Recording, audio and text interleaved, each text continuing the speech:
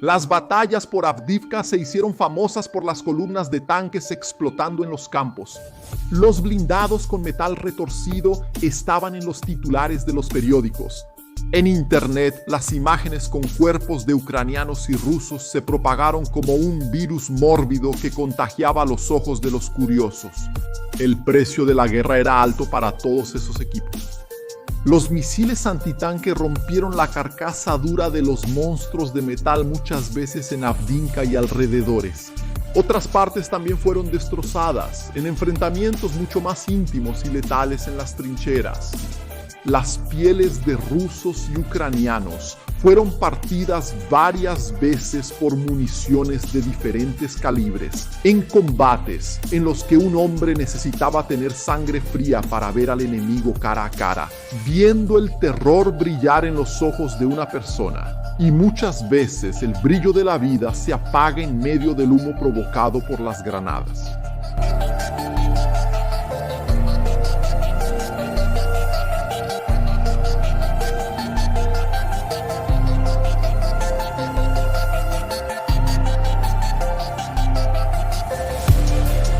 Conoció la guerra en Irak y Afganistán luchando bajo la bandera de los Estados Unidos.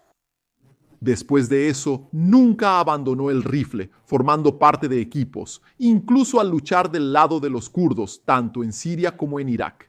El sonido de las municiones disparando y de otros idiomas además del inglés se volvió más frecuente que las conversaciones con la familia en el estado de Iowa.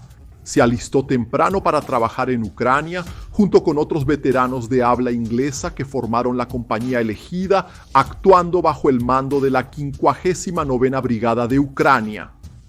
Tuvo que adaptarse a un conflicto diferente a todo lo que había visto. Rusos y ucranianos tenían muchos problemas que resolver en un momento en que el mundo se retorcía en conflictos o en amenazas de guerra. Los recursos gastados en los combates en Zaporizhia, Donetsk o Luhansk eran absurdos hasta 2023, afectando a todo el país de Ucrania y también teniendo influencias en Rusia, a donde poco de la ola de furia de la guerra había ido. La estimación era de más de 9.000 civiles muertos durante los ataques rusos, principalmente los bombardeos en las ciudades. Los niños estaban entre las víctimas dentro de los cálculos contabilizados por la Organización de las Naciones Unidas. Más de 17 millones de personas tuvieron que desplazarse, generando aún más de 4 millones de refugiados por Europa. Algunas fuentes revelaron que más de 500.000 soldados habían sido heridos o muertos en el conflicto. Las vidas perdidas, los cuerpos fragmentados y las mentes para siempre heridas por la guerra eran pérdidas irreparables. Sin embargo, ambos países tenían sus secretos sobre estas pérdidas. Rusia, por ejemplo, afirmaba que en 2 años solo alrededor de 5.000 de sus soldados habían muerto en uno de los campos de batalla más feroces del planeta. Obviamente, en la guerra de información, un lado acusó al otro de pérdidas astronómicas en rumores que solo eran tomados en serio por los más desinformados o por aquellos que torcían infantilmente como si la guerra fuera un juego. Ryan O'Leary vio a muchos amigos perecer en Ucrania. Afortunadamente, en la compañía elegida todavía tenía algunos luchando a su lado, como Dalton Medley, otro veterano que había adoptado el nombre de Guerra Gimlin en referencia a uno de los enanos de El Señor de los Anillos de John Ronald Reuel Tolkien. Ambos recordaban el ataque de un dron que destrozó una de sus bases provisionales, llevándose la vida de algunos soldados. Rusia duplicó su presupuesto de defensa en 2023, con una expectativa de gastos de más de $100.000 millones. Se estimaba que el país estaría gastando más de $63.000 millones por año solo en el conflicto, convirtiendo la guerra de Ucrania hasta ese momento en el 4º gasto más grande en guerras de la historia.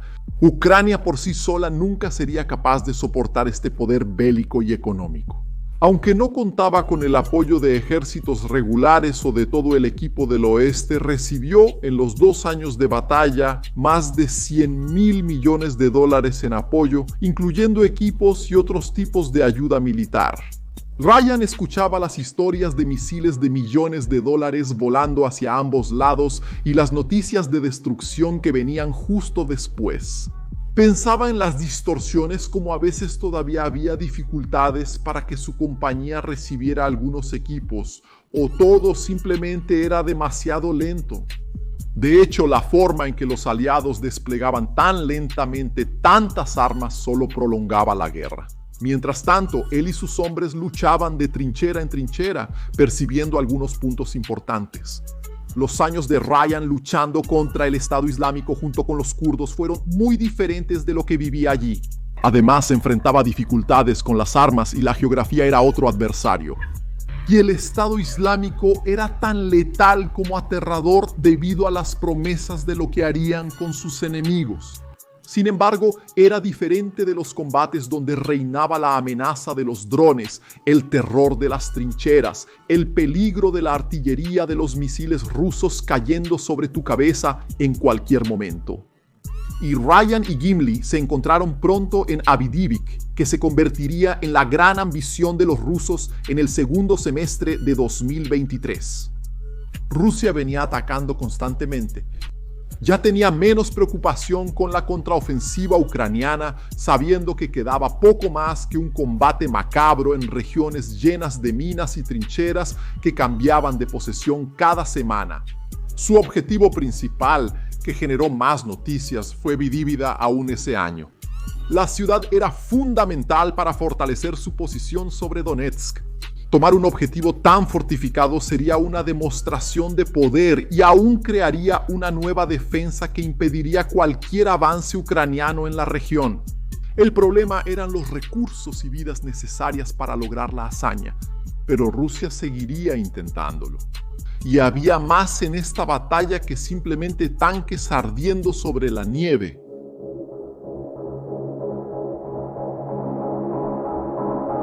Uno de los indicativos de los planes que los rusos usarían eran las noticias de que ex mercenarios del grupo Wagner se habían unido a la batalla de Avdiivka después de que la compañía cayó en desgracia. Los músicos estarían sirviendo bajo la Guardia Nacional de Rusia. El Kremlin preparó una de sus grandes ofensivas contra Avdiivka. Entre las fuerzas rusas estaba la primera brigada de fusileros motorizados Eliabiansk, el 8º batallón separado de inteligencia Esparta y el batallón Somalia, pertenecientes a los grupos separatistas de la República Popular de Donetsk. El 9º regimiento de fusileros demostraba cuánto se tomaba en serio Rusia esa batalla. El 139º regimiento de tanques era uno de los grupos de apoyo pesado para los avances, además de otras fuerzas importantes, como la 114ª Brigada Separada de Rifles Motorizados. Había un enfoque en las unidades de asalto Z o Storm Z Units, formadas principalmente por soldados problemáticos y ex prisioneros con la promesa de perdón si sobrevivían a la guerra. Muy similar a lo que ocurrió en Bachmann cuando el grupo Wagner utilizó compañías formadas de manera similar, era probable que muchos de ellos conocieran la libertad solo en manos de la muerte, incluso si obtenían la victoria. Y la victoria era lo que Rusia anhelaba a toda costa, preparándose para avanzar como una ola de fuego y sangre sobre Lírica. Los ataques a las trincheras ucranianas siempre comenzaban con artillería pesada. El primer paso eran los drones Supercam S-350 siendo lanzados al aire para identificar correctamente los escondites ucranianos. Cada coordenada era cuidadosamente anotada y las posiciones verificadas para ser pasadas a la artillería. Los obuses de 152 milímetros 2S5, ocultos en medio de los árboles, eran cargados con la muerte que pronto era propulsada en dirección a las posiciones ucranianas. Las explosiones ocurrían en una secuencia sobre los soldados, terminando de destruir el paisaje ya debilitado. A veces solo eran necesarios los drones kamikaze volando hacia la defensa enemiga. El descenso mortal era controlado por el destacamento de las primeras fuerzas especiales del ejército de Donetsk, conocidos como halcones. Los drones eran lanzados uno tras otro en las trincheras, socavando las vidas ucranianas. Poco a poco, algún tiempo después, los rusos tomaron el lugar. Por supuesto, mantener la posición cerca de Avdiivka no era fácil.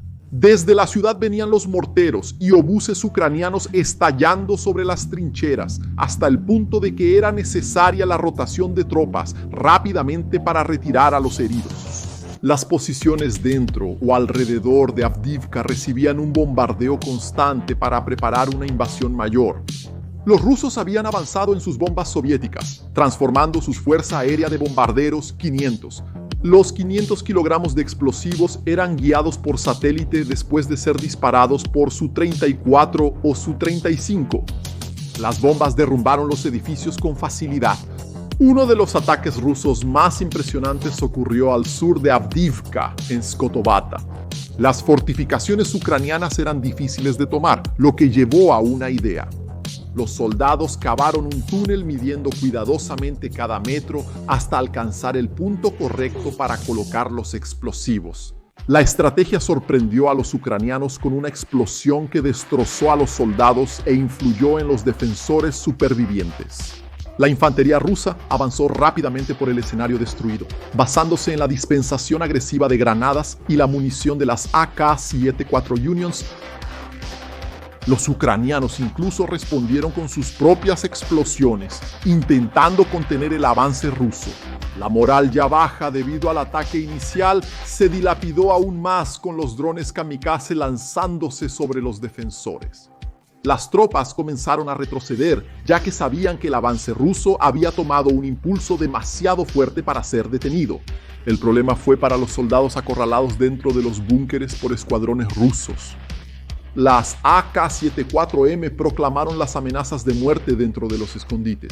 Las granadas volaron poco después, lanzadas por el hombre de apoyo con la ametralladora PKM en la mano. Esta última arma disparó incesantemente en medio del humo, abriéndose camino en el aire contaminado por la violencia.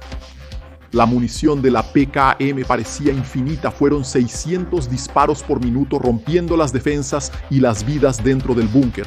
El fuego consumió la tierra y la carne ucraniana. Los sobrevivientes intentaron escapar corriendo hacia el bosque. Sin embargo, la artillería rusa aún logró alcanzar a algunos de estos soldados. Los ucranianos incluso intentaron contraatacar y tomar posiciones algunas veces, llevando a sus hombres sobre los blindados. En Bodiano, al sur de Avdiivka, las batallas continuaron fuertes, ya que el lugar era esencial para que los rusos completaran sus planes de cerco. El tanque ucraniano intentó romper las defensas mientras el vehículo de combate de infantería también llegaba disparando y soltando a los soldados para el asalto. Sin embargo, los disparos rusos fueron precisos contra el blindado de ataque. El tanque fue golpeado con tanta precisión que quedó inutilizado. Los soldados recién liberados tuvieron que regresar para evitar ser destrozados por los siguientes ataques rusos.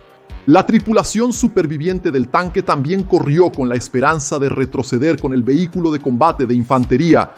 Los rusos continuaban sus lentos avances hacia Vínica, pero los ucranianos no dejarían que esto fuera fácil. La 59ª Brigada estaba preparada para luchar por sus posiciones.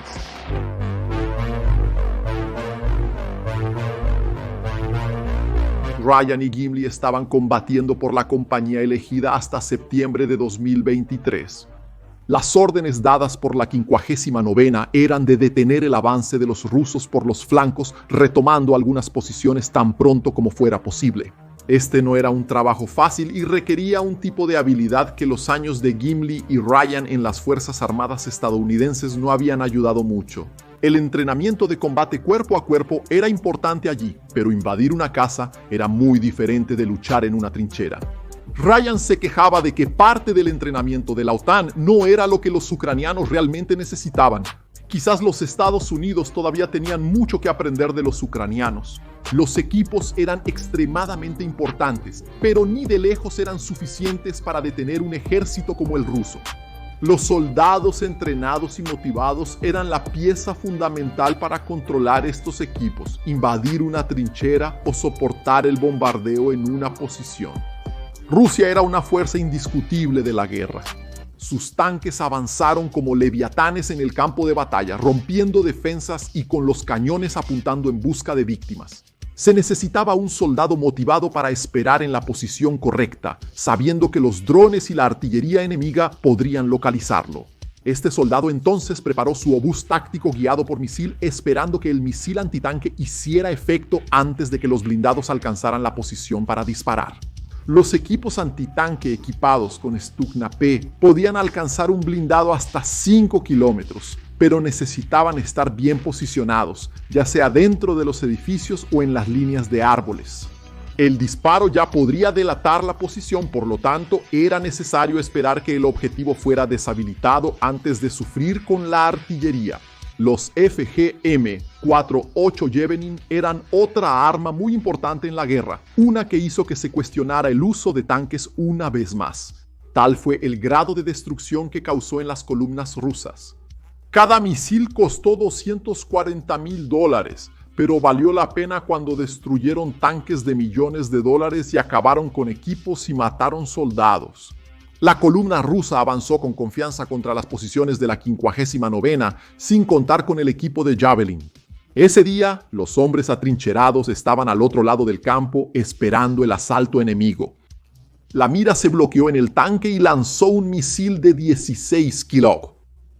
El proyectil guiado destrozó la armadura, dejando solo a un monstruo moviéndose agonizante en sus últimos momentos en el campo de batalla. Uno de los tanques golpeados en uno de los combates ardió durante mucho tiempo, preocupando a los soldados con el hecho de que aún podría cumplir su objetivo de ataque. Sin embargo, a pesar de todo el poder, el blindado ruso tenía una falla. Los rusos querían disparos rápidos y un equipo más pequeño en el tanque, por lo que optaron por tener su almacenamiento de municiones en forma de carrusel en el cuerpo del tanque, inmediatamente debajo de la torre. De ahí venía el automunicionamiento y también las grandes explosiones que generalmente costaban la vida de un equipo duramente entrenado. Ryan O'Leary y Gimli observaron el uso de estos equipos, pero su día a día era en la trinchera. Por supuesto, en todos los casos era necesario que los ucranianos suavizaran a los rusos con artillería y drones antes de que pudieran hacer el asalto. El transporte llevó a la compañía Chosen a través de un terreno difícil hasta llegar a las posiciones rusas. El lanzagranadas 1320 fue recargado y disparado en medio de los sollozos. Las granadas se lanzaron sin precisión, con la única esperanza de suprimir a los rusos mientras los soldados se acercaban. Las columnas de humo subían junto con los gritos de guerra de los soldados. Los enemigos devolvieron los disparos como pudieron, teniendo grandes objetivos justo enfrente. Por supuesto, siempre había el riesgo de que alguien fuera alcanzado. Todos desembarcaron utilizando la velocidad y la violencia como base, parte de la enseñanza de los estadounidenses para un combate a corta distancia. Ser rápido era necesario para escapar de los dedos de la muerte, llamando a un encuentro más íntimo. Los líderes del equipo impulsaban a los hombres hacia adelante. Vamos, vamos, entra a la mierda ahí. Nadie podía detener el avance. Se agacharon frente a la trinchera, lanzando granadas para abrir camino. Entraron en los agujeros rompiendo el humo. La respiración agitada aspiró el aire negro con aroma a pólvora dentro de los pulmones, intoxicando a los hombres con la violencia de la trinchera. Dispararon dentro de los agujeros, viendo enemigos o no, abriendo camino sobre las advertencias de que las granadas de fragmentación volarían. Un hombre solo giraba una esquina después del estruendo de los explosivos para avisar que el camino estaba libre y que la invitación a la muerte se hizo para otra cara. El olor a tierra se mezcló con el aroma de la pólvora, dejando a la muerte bailar en brillo en medio del baile del caos. Ryan logró flanquear a los rusos, llegando hasta la retaguardia enemiga, hasta el punto de hacer el campo de batalla aún más caótico. En medio de todo esto, la muerte bailó en círculos sobre los hombres. Los 5 rusos en esa dirección no se dieron cuenta de quién estaba disparando. 2 de ellos intentaron huir desesperadamente. Dejaron las armas y saltaron sobre los troncos partidos y restos de árboles. Ryan entregó a otro compañero para que la muerte bailara ese día. El rifle acertó a uno de lleno, pero el otro, que escapó de los disparos, solo vio el cuerpo de su amigo en el suelo y continuó su camino. Se dio cuenta demasiado tarde de que estaba frente al enemigo. El terror en esa cara hizo que Ryan dudara. sin disparar incluso en una situación peligrosa donde el rostro cercano podría sacar cualquier arma y eliminarlo. Pero el miedo era una expresión demasiado deliciosa y seductora para la muerte, que en medio de tanto caos terminó llevando a un ruso a un baile eterno. Sin que Ryan entendiera cómo había sucedido, una granada explotó frente al americano, pero él continuó en la misma posición, disparando con el rifle donde aún estaban otros 3 rusos. La munición de Ryan no se desperdició. Uno de sus adversarios dejó de moverse entre los vivos para convertirse en un comensal más en el baile de las almas. El compañero del fallecido cambió de posición para encontrar a otro que le ayudara a protegerse. Estaba preparando otra granada cuando recibió un regalo antes de que pudiera enviar el suyo. El lanzamiento de Ryan fue preciso, arrojando tierra, sangre y huesos hacia el objetivo. Las trincheras tuvieron que ser invadidas en secuencia. A veces formaban parte de una red en la que los soldados veían a los grupos de rusos defendiendo cada parte en un sistema que dificultaba aún más el asalto.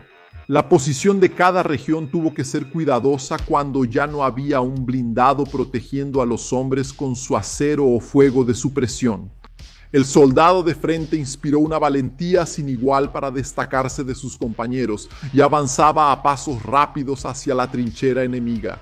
Una granada voló sobre él, estallando cerca de uno de los sufridos árboles. Su compañero vino detrás lanzando un explosivo que cayó precisamente en el agujero frente al primer soldado. Los dos se dieron cuenta de que los rusos estaban más adelante en la trinchera intentando suprimir con disparos sin precisión. Después de que el oponente de la derecha fue golpeado mortalmente, el primer ucraniano avanzó para posicionarse donde tendría una vista más clara de los enemigos.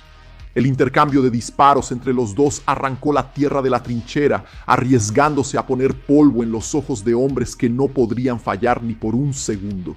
Los ucranianos finalmente entraron en la trinchera cuando los rusos no pudieron soportar la supresión y se agacharon, dando espacio para que los enemigos tomaran posición en las esquinas.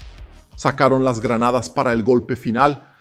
Ryan, Gimli, la compañía elegida y tantos ucranianos de la 59ª Brigada finalizaron así las trincheras, lanzando las granadas dentro de los búnkeres para destrozar a los hombres que no se habían rendido. Una trinchera no tenía tiempo para mucha conversación. Quien no respondía a la voz de los hombres decía buenos días a la cara de la muerte cuando una explosión rompía su piel y vasos sanguíneos. Los trabajos de los americanos continuaron durante mucho tiempo aún. Gimli formó parte de un grupo de reconocimiento buscando información sobre los rusos con un equipo de drones. Encontraron posiciones en las casas alrededor de Devdivka, pero el soldado que dispensa la muerte a otros tiene su nombre registrado en su memoria. Así, cuando los rusos se dieron cuenta de dónde estaba el grupo de reconocimiento, iniciaron un ataque. El primer dron descendió para romper el techo de la casa, arrojando los escombros sobre los hombres. Aturdidos comenzaron a contar a los vivos cuando el segundo kamikaze llegó lleno de munición termobárica. Leon fue herido y murió debido a los fragmentos en su cuerpo a finales de septiembre de 2023. Ryan se vio obligado a emitir otra noticia de uno de sus compañeros muertos en combate. La guerra cobraba precios variados del alma de un soldado. A veces era el agresivo corte en la carne, la pérdida de un miembro o las cicatrices que quedaban marcadas para siempre en la piel. En otros casos eran heridas que no aparecían o el simple dolor de contar a los parientes de alguien que otro cuerpo yacía en el suelo de Ucrania.